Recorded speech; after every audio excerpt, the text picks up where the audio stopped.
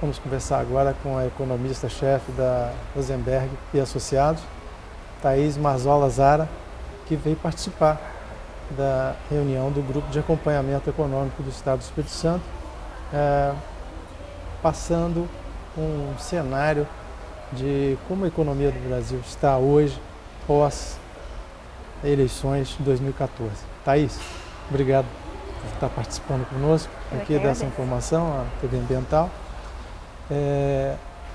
A sua palestra, ela coloca dados importantes sobre a economia nacional. Você poderia passar um pouco de como nós temos esse cenário hoje pós-eleições de 2014? O que a gente tentou trazer hoje foi um pouco do cenário internacional, para a gente entender como que está evoluindo o cenário global. E o que a gente trouxe é que, de fato, a gente tem hoje a economia americana se recuperando um pouco, a economia da zona do euro ainda bastante frágil e da China também bastante frágil. Possivelmente nós teremos uma retomada uma normalização da política monetária dos Estados Unidos já a partir do próximo ano, possivelmente no final do ano. E isso impõe uma tendência de valorização do dólar no cenário global. Isso significa que o dólar tende a valer mais contra as outras moedas, inclusive contra o real. Então, acho que esse é o principal resultado do cenário mundial que a gente deve manter atenção, que é a trajetória de câmbio para cima no ano que vem. E isso é importante para o Brasil. Isso vai refletir na nossa dívida interna, externa? Isso vai refletir na nossa economia de uma forma geral. Beneficia exportadores, prejudica um pouco mais a importação, beneficia talvez os produtores que concorram com o produto importado, né? Mas, de qualquer forma, nós temos no ano que vem que fazer vários ajustes, né? A gente tem desafios não triviais a serem enfrentados.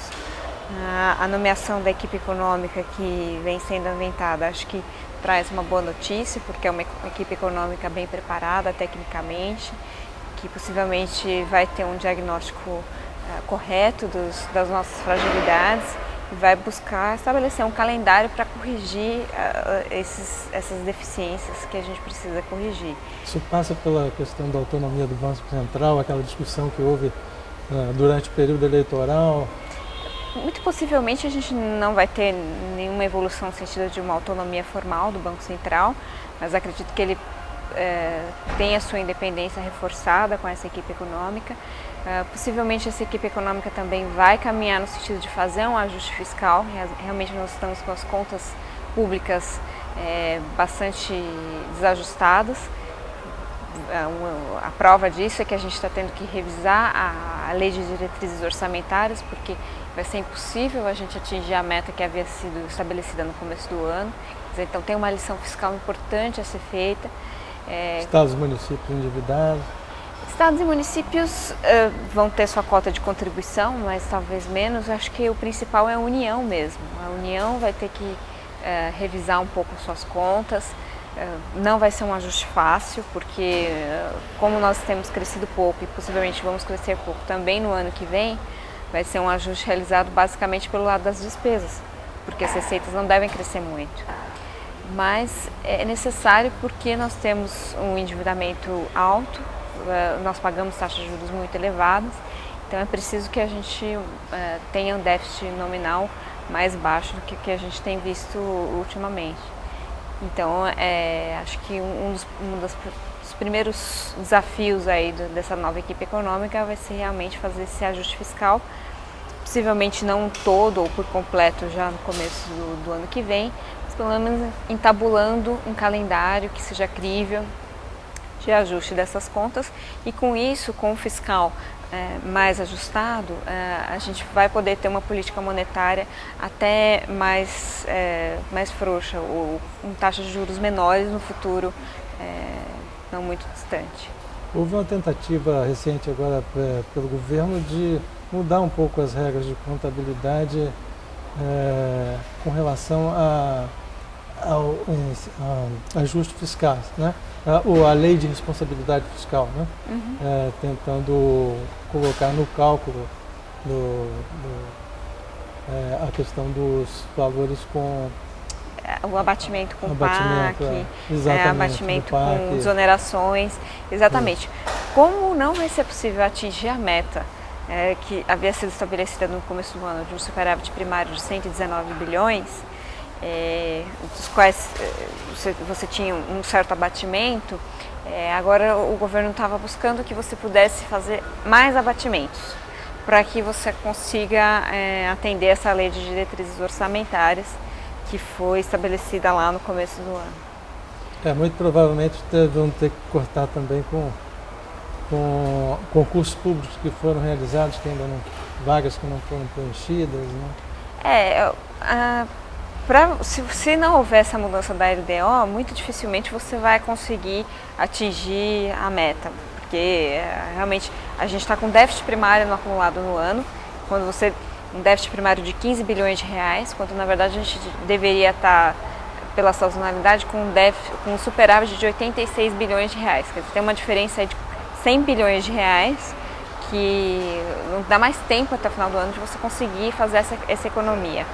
Então, daí que surge essa necessidade de alterar a LDO, porque senão o governo teria que, de alguma forma, se explicar e mostrar por que não cumpriu a meta, ficaria suscetível a uma série de penalizações pelo não cumprimento da meta.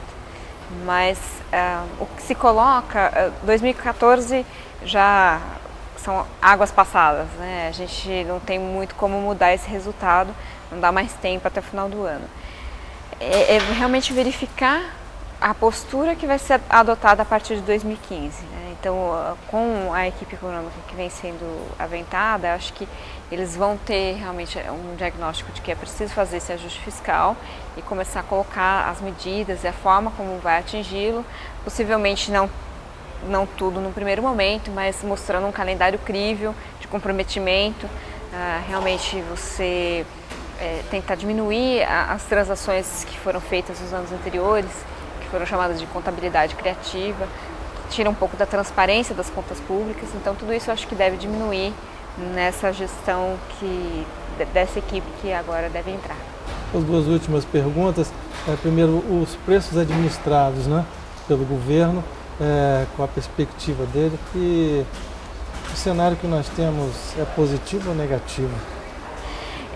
Quanto aos preços administrados, nós temos um represamento ainda razoável de alguns preços. Estamos trabalhando com uma inflação de preços administrados da ordem de 8% no ano que vem, 8, 8,5%, contando aí com reajustes de tarifas de ônibus em São Paulo e Rio de Janeiro, que devem ter um impacto importante. Energia elétrica também deve energia elétrica deve ser maior, né? Energia elétrica também deve ter um ajuste importante, até porque a partir de janeiro a gente já entra com a implantação das bandeiras tarifárias, isso vai ter um impacto direto na conta. Então, tem um ajuste grande ainda a ser feito em termos de preços administrados, ainda mais se a gente tiver algum tipo de recomposição da CID, né? Como a gente precisa fazer esse ajuste fiscal, tem sido aventada essa possibilidade de você voltar a elevar a alíquota da CID, e aí você teria um impacto direto sobre o preço da gasolina e, consequentemente, sobre a inflação. Então, vai ser um ano que realmente preços administrados vão pesar negativamente contra a inflação.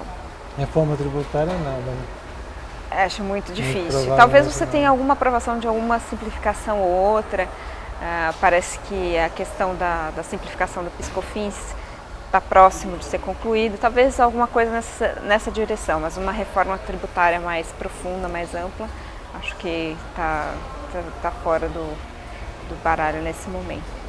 E, de uma forma geral, o cenário para 2015 não é muito positivo, porque vai ser um ano de ajustes, então realmente vamos ter um crescimento mais baixo, o crédito deve continuar contido, provavelmente o mercado de trabalho vai mostrar aí os efeitos desse ano de 2014 que foi muito ruim, talvez tenhamos alguma dificuldade em alavancar novas concessões, o investimento talvez fique um pouco mais contido, principalmente no começo do ano.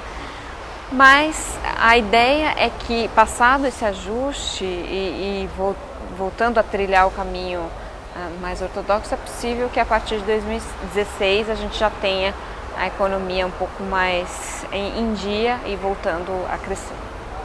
Muito obrigado, Thaís, pelas suas informações da terapia ambiental. Eu que agradeço.